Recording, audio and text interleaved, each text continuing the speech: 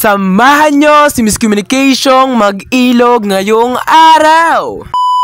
Pupunta nga pala kami ngayon sa ilog sa may daya. Alam nyo ba mga ka-Miss Communication, kapag laging ilog ang usapan, talagang laging kasama dyan ang ilog ng daya. Dahil sa yun nga lamang ang aming alam na ilog at malapit-lapit din naman, kaya doon lagi kami pumupunta mga ka-Miss Communication. Alam nyo ba mga ka-Miss Communication, ito ay nung linggo pa kami nag-video nito, ngunit ngayon ko lang ma-edit dahil nga naman na busy rin talaga sa school. Nagpagas muna dyan si Kuya Bapi. Pagpupunta nga pala kayo sa ilog ng Dayap ay humanda na nga pala talaga kayo sa mga dadaanan nyo dito dahil nga naman pala nakakatakot talaga at napakataas at mga mabababangin talaga. Dahil mga ka-Miss Communication ay hindi naman talaga maganda dito ang daan, ngunit hindi ko naman kayo pinipigilan na pumunta dito dahil nakaka-enjoy naman talaga dito ang ilog. Dahil naman talaga usapan natin ay ilog, yun naman talaga dapat ang ating pupuntahan, kaya kahit masama ang daan ay patuloy pa rin sa ating goal na makapunta sa may ilog. Dahil nga naman sa init ng panahon, kaya talagang naiisipan namin na mag-ilog dito dahil talagang sobrang init at baras na talaga ang mga oat na ito. Kung makikita nyo nga naman talaga mga ka-Miss Communication sa aking pagbibideo dyan ay talaga nga namang napakatataas dito ng daan at napakapababa talaga na. Talaga nakakatakot naman talaga at parang madidisgrasya ka na lang talaga. Pero alam nyo ba mga ka-Miss Communication, habang pababa kami dyan nai-enjoy din kami sa pagbababa dahil nga naman talagang nagpapadaosos na lang kami at hindi namin binuhay ang motor para hindi naman talaga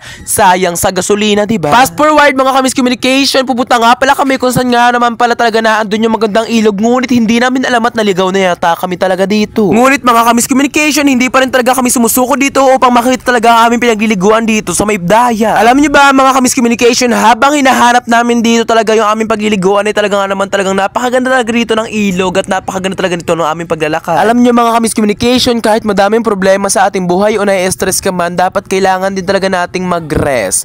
Dahil kailangan natin ito sa ating buhay para hindi laging problema ang ating nasa isip. Kasi habang bata pa, dapat enjoyin muna natin ang buhay natin kasi hindi pa natin dapat tahakin talaga ang magtrabaho or kasi mga ka-Miss Communication, pagkatapos natin mag-aral, mag-college, ay pagkatapos noon ay talaga maghahanap na rin tayo ng trabaho upang buhayin ang ating pamilya. Ngunit ang ating pamilya, ang sinasabi ko ay ang ating mga magulang ay bigyan natin ng magandang buhay upang maibalik natin sa kanila ang paghihirap na ginawa nila sa atin upang makapagtapos tayo ng pag-aaral. Dahil alam niyo naman mga ka-Miss Communication na napakadaming paghihirap ng ating mga magulang bago tayo mapag-aral, bago tayo mapagtapos na. Kaya dapat sa kahit anong paraan ay dapat nating suklian ang kanilang paghihirap upang maibalik natin ito at mabigyan natin sila ng magandang pamumuhay. Lalo't na't sinasabi ng karamihan na ang kabataan ay pag-asa ng bayan. Ngunit bakit ganun ang akin nakikita ay masyado talagang madami ngayong kabataan na napapariwala. Siguro dahil sa mga kabarkada nila or siguro dahil sa mga nakakasama nila sa buhay kaya sila napapariwala. Dahil kapag masama talaga mga ka-Miss Communication ang sinasabi sa iyo ng mga kaibigan mo, ayun naman talaga dapat ang iyo sundin. Dahil nga naman kaibigan mo sila, minsan sinasabihan kanila kung ano-ano. Dito ay papakita ko nga pala sa inyo ang aming napuntahan na ilog at mukha talaga kami ditong naligaw na.